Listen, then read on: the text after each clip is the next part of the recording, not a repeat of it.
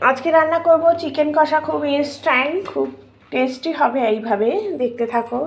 Instant রান্নাঘর থেকে সোমা বলছি।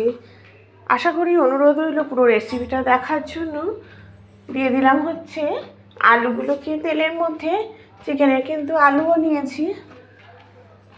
আলুগুলোকে ডুমো ডুমো করে কেটেছি, দেখো একটু বেশ বড় বড় সাইজে কেটে। দিয়ে দিলাম নুন, তার উপরে কিন্তু আমি ছেড়ে দিচ্ছি চিকেনগুলো। চিকেন আর আলু ভাজতে থাকবো। ভাজতে ভাজতে এই সাইডে আমি কিন্তু ওরা ঢাকা দিয়ে ভাজবো নুন আর হলুদ দিয়ে। ততক্ষণে কিন্তু আমি পেঁয়াজের যে পেস্ট সেটা আমি রেডি করে নিয়েছি, সেটাও আমি দিয়ে দিলাম। পেঁয়াজ, আদা, রসুন, কাঁচা লঙ্কা, এই হচ্ছে পেস্ট। এই পেস্টটা আমি দিয়ে দিলাম। আর দিলাম হচ্ছে ধনে জিরের গুঁড়ো আর তার সাথে গোলমরিচের গুঁড়ো।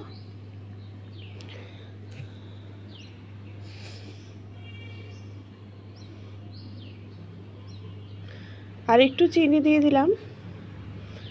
আর যতক্ষণে মশলাটা রেডি করছি ততক্ষণ কিন্তু চিকেন আর আলু ভাজছিলাম, ফলে এতে কিন্তু অর্ধেক সেদ্ধই হয়ে গেছে। দিয়ে দিলাম সব কিছু একসাথে দিয়ে ভালো করে কষিয়ে নিয়েছি। আর একটু জলও দিয়ে দিলাম। ভালো করে মশলাটা কষানো হয়ে গেলে জল দিয়ে দিলাম। জলটা দেওয়ার পরে ভালো করে এটা আমি ফুটতে দেব।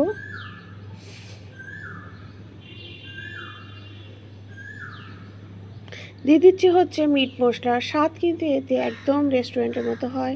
এই চিকেনের যে মশলাটা আছে সেটা দিয়ে যদি তোমরা করো। চিকেনের মশলাটা আমি দিয়ে দিলাম।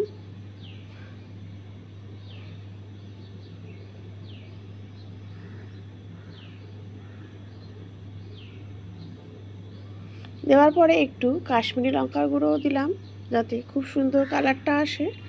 রেডি হয়ে গেল ইনস্ট্যান্ট চিকেন কষা। Thank you.